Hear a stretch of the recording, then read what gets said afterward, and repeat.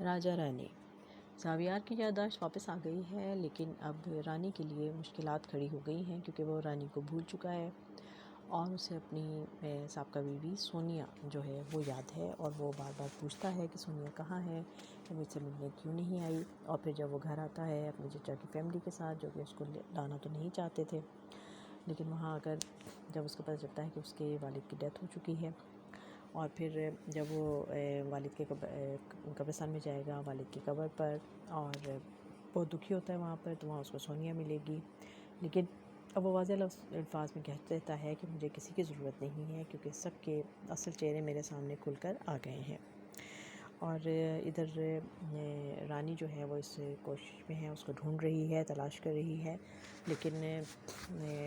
उसके लिए बड़ा अब मुश्किल हो गया है कि उसका कज़न भी जो है वो कहता है कि वो अपनी पुरानी और साबका और मौजूदा मोहब्बत के पास पहुंच चुका है।